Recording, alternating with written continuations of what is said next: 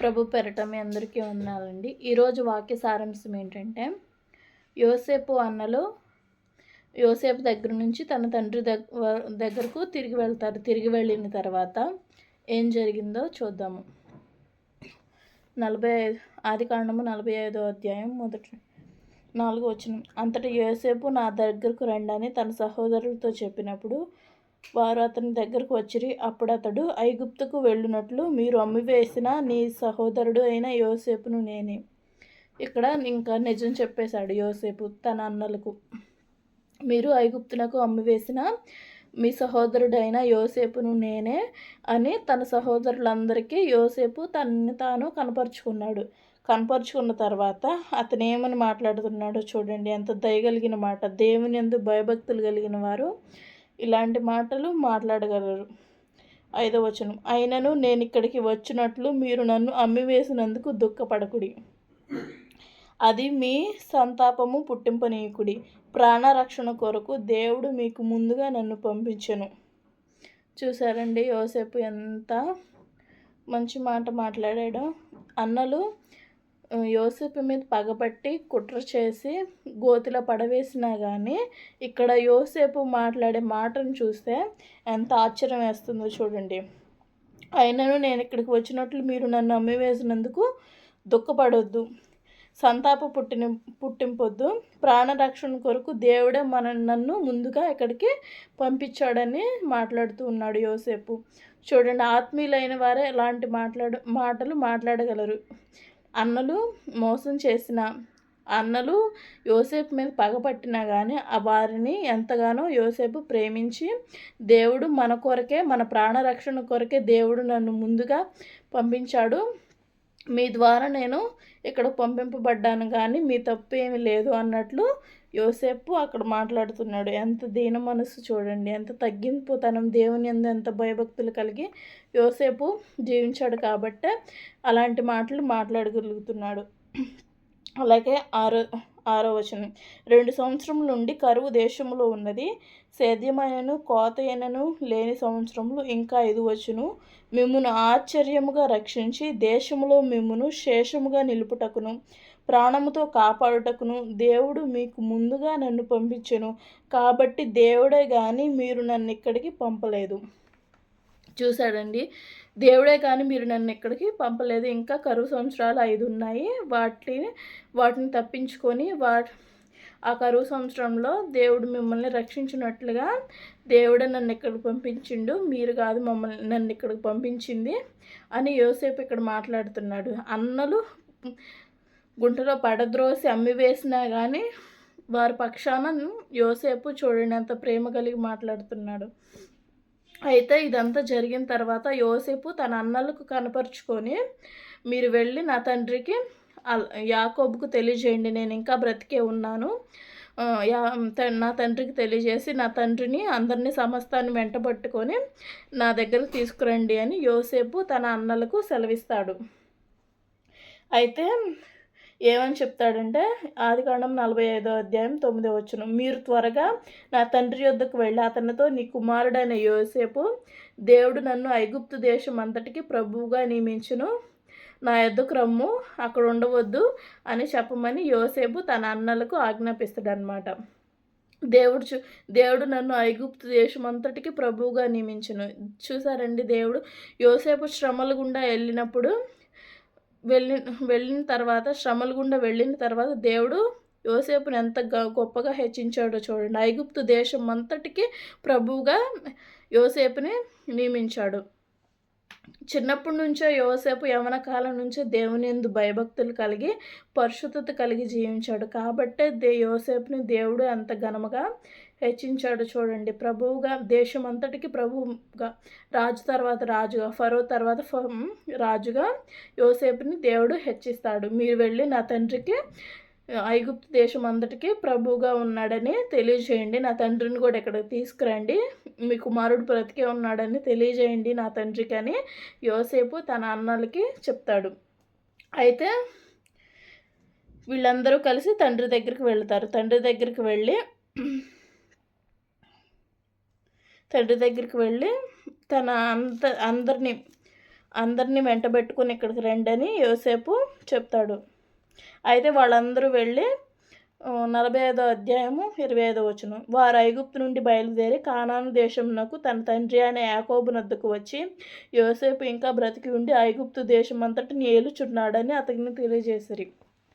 చూడండి, కుమారులు కూడా వచ్చి యోసేపు బ్రతికే ఉన్నాడు, ఐగుప్తు దేశం అంతటిని యోసేపు ఏలుతున్నాడు అని తన తండ్రికి తెలియజేశారు. అప్పుడు తన తండ్రి ఎంతో దుఃఖంతో తన కుమారుడి కోసం ఎదురు చూస్తూ ఫస్ట్ నమ్మడు, తర్వాత నమ్మి, తర్వాత అందరినీ తీసుకొని తన సమస్తాన్ని, తన ఎడ్లు గొర్రెలు అన్ని సమస్తాన్ని, తనకు కలిగిన ఆస్తిని, తన ప్రజలు మొత్తాన్ని, వాళ్ళ వంశపు వారిని, వాళ్ళ సంతానపు వారిని అందరినీ తీసుకొని ఐగుప్తుకి వెళ్తారు.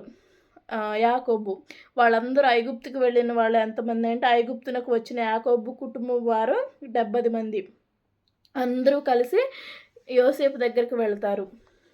యోసేపు దగ్గరికి వెళ్ళినప్పుడు తండ్రి యోసేపుని చూసి ఎంత ఏడ్చి అతన్ని కౌగిలించుకొని ఏడుస్తాడు.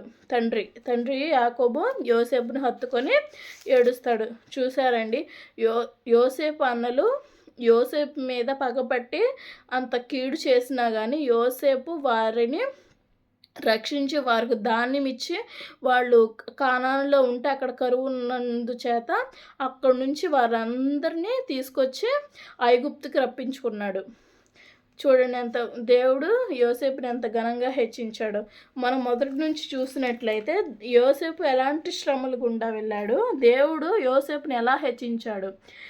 దేవుడు యోసేపుని హెచ్చించడానికి గల కారణం ఏంటి? అసలు యోసేపు దేవుని యందు భయభక్తులు కలిగి ఉండుట చేతనే, పరిశుద్ధత కలిగి ఉండుట చేతనే దేవుడు యోసేపుని అంత ఘనంగా హెచ్చించాడు. మనం మొదటి నుంచి చూసుకున్నట్లయితే యోసేపు గురించి ఆదికాండము 50వ అధ్యాయము 20వ వచనం. మీరు నాకు కేడు చేయను ఉద్దేశించిరు కానీ నేటి దినమున జరుగునట్లు, అనగా బహు ప్రజలకు బ్రతికించినట్లుగా అది మేలుకే దేవుడు ఉద్దేశించెను. ఇక్కడ చూడండి, యోసేపు ఏమని మాట్లాడుతున్నాడు. మీరు నాకు కీడు చేయని ఉద్దేశించారు కానీ, మీరు నాకు కీడు చేయాలని ఆలోచన చేశారు కానీ నేటి దినమున జరుగునట్లు, అనగా చాలామంది ప్రజలకు బ్రతికించినట్లుగా, అనేక మంది కరువు వచ్చిందిగా ధాన్యాన్ని నిల్వ చేశారు. ఆ ధాన్యాన్ని అందరికీ అమ్మి సమృద్ధిగా, కరువు దినాల్లో కూడా అందరూ సమృద్ధి కలిగి ఉన్నారంటే అది యోసేపు ద్వారానే. అది మేలుకే దేవుడు ఉద్దేశించిన కానీ కీడు కాదు. మీరు నాకు కీడు చేయాలని ఉద్దేశించిన కానీ దేవుడు దాన్ని మేలు కొరకే చేశాడని యోసేపు ఇక్కడ మాట్లాడుతున్నాడు. మొదటి నుంచి మనం చూసినట్లయితే మొదట ఏం జరిగింది, యోసేపు ఒక కల కని తన సహోదరులతో అది తెలియజెప్పగా వారు అతని మీద పగపట్టారు. పగబట్టిన తర్వాత సహోదరుల ద్వేషం వల్ల యోసేపు గోతిలో పడవేయబడ్డాడు. ఇదంతా ఆదికాండము 37వ అధ్యాయంలో ఉంటుంది. యోసేపు తన సహోదరుల వద్దకు వచ్చినప్పుడు వారు యోసేపు అంగీని, అతడు తొడుగుకొని ఉండిన ఆ విచిత్రమైన నిలువుటంగీని తీసివేసి అతన్ని పట్టుకొని ఆ గుంటలో పడద్రోసిరి. ఆ గుంట వట్టిది, అందులో నీళ్లు లేవు. యోసేపు మీద పగబెట్టి యోసేపు కలలు కంటున్నాడని, తండ్రి యోసేపుని ఎక్కువగా ప్రేమిస్తున్నాడని, అలాగే తండ్రి యోసేపుకు నిలువుటంగి కుట్టించాడని సహోదరులందరూ పగపట్టుకొని యోసేపుని నీళ్లు లేని గుంటలో పడవేస్తారు. తర్వాత ఇంకోటి ఏంటంటే, యోసేపు ఇన్ని శ్రమలు వచ్చినా కానీ గుంటలో పడవేయబడ్డాడు, అన్నల చేత ద్వేషించబడ్డాడు. తర్వాత శోధనలో కూడా అతను పాపం చేయలేదు. ఆదికాండం 39వ అధ్యాయం 9వ వచనం. నీవు అతని భార్యవైనందున నీవు తప్ప మరి ఏ దేనిని నాకు అప్పగింపై ఉండలేదు. కాబట్టి నేను ఇట్లు ఇంత ఘోరమైన దుష్కారం చేసి దేవునికి విరోధముగా పాపము కట్టుకుందునని తన యజమానుని భార్యతో అనెను. ఇక్కడ చూసినట్లయితే పోతీఫరు భార్య యోసేపుని ప్రేరేపించింది పాపం చేయమని. అతడు సుందరుడై ఉండుట చూసి పాపం చేయమని యోసేపుని ప్రేరేపించినప్పుడు అతను, నేను దేవునికి విరోధముగా ఇంత దుష్కార్యము ఎలా చేస్తానని యోసేపు పరిశుద్ధతను కలిగి అక్కడి నుంచి తప్పించుకొని వెళ్ళిపోయాడు. యోసేపుకు అన్యాయం జరిగిన దేవుడు అతని పక్షాన ఉన్నాడు. ఆదికాండము 39వ అధ్యాయం 21వ వచనం. అయితే యెహోవా యోసేపునకు తోడై ఉండి అతని యందు కనికరపడి అతని మీద ఆ చెరసాల యొక్క అధిపతికి కటాక్షము కలిగినట్లు చేశాను. పోతీఫరు భార్య ఇలా చేయడం వల్ల యోసేపుని చెరసాల్లో వేశారు. చెరసాల్లో వేసినా కానీ దేవుడు యోసేపునకు తోడై ఉండి యోసేపు ఆ చెరసాల అంతటి మీద అధికారిగా ఉండేటట్లు దేవుడు చేశాడు. దేవుడు మళ్ళీ యోసేపుని హెచ్చిస్తాడు. ఐగుప్తు దేశం అంతటి మీద రాజుగా అధికారినిగా దేవుడు హెచ్చిస్తాడు. మనం చూసినట్లయితే ఆదికాండము 41వ అధ్యాయం 41వ వచనం. మరియు ఫరో చూడుము, ఐగుప్తు దేశం అంతటి మీద నిన్ను నియమించి ఉన్నానని యోసేపుతో చెప్పాను. 45వ అధ్యాయం 5వ వచనం. అయినను నేను ఇక్కడికి వచ్చినట్లు మీరు నన్ను అమ్మివేసినందుకు దుఃఖపడకురి, అది మీకు సంతాప పుట్టింపనీకుడి. ప్రాణరక్షణ కొరకు దేవుడు నన్ను ముందుగా పంపెను. ఇక్కడ చూసినట్లయితే యోసేపు ఎన్ని శ్రమల గుండా వెళ్ళాడు. గుంటలో పడవేయబడ్డాడు, అన్నల చేత ద్వేషించబడ్డాడు, అలాగే పోతీఫరు భార్య చేత శోధించబడ్డాడు. చూసారండి, అయినా కానీ అన్ని చెరసాలలో వేయబడ్డాడు. అయినా కానీ దేవుడు ప్రతి విషయంలో యోసేపునకు తోడై ఉండి యోసేపుని నడిపించాడు. యోసేపు దేవుని యందు భయభక్తులు కలిగి అలాగే పరిశుద్ధతను కలిగి జీవించాడు. తర్వాత వాళ్ళ అన్నలు ఎంత చేసినా కానీ యోసేపు అన్నల మీద ప్రేమ కలిగి వాళ్ళకి ధాన్యాన్ని ఇచ్చి వాళ్ళని ప్రేమించి మేలు కొరకే కానీ ఇది కీడు కొరకు జరగలేదని వాళ్ళ అన్నల పక్షాన యోసేపు మాట్లాడి వాళ్ళని ప్రేమించి కరువు దినాల్లో కూడా వాళ్ళకి సమృద్ధిగా వారిని పోషించాడు. చూసారండి, దేవుని యందు భయభక్తులు కలిగిన వారు ఇలాగూ ఆశీర్వదింపబడతారు. శ్రమల గుండా యోసేపు వెళ్ళినా కానీ యోసేపు దేవుని యందు భయభక్తులు కలిగి ఉండట చేత యోసేపుని దేవుడు ఇంతగా హెచ్చించాడు. నీవు నేను కూడా యోసేపును ఒక మాదిరిగా తీసుకొని మనము ముందుకు వెళ్ళాలి.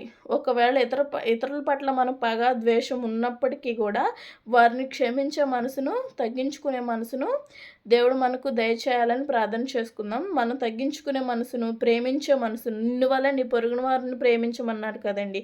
వాళ్ళు మనల్ని ద్వేషించిన మనల్ని ప్రేమించే మనసును కలిగి ఉండాలి. చిన్న వాక్యం దేవుడు మీ హృదయంలో ఫలింపజేయనుగాక. ఆమెన్.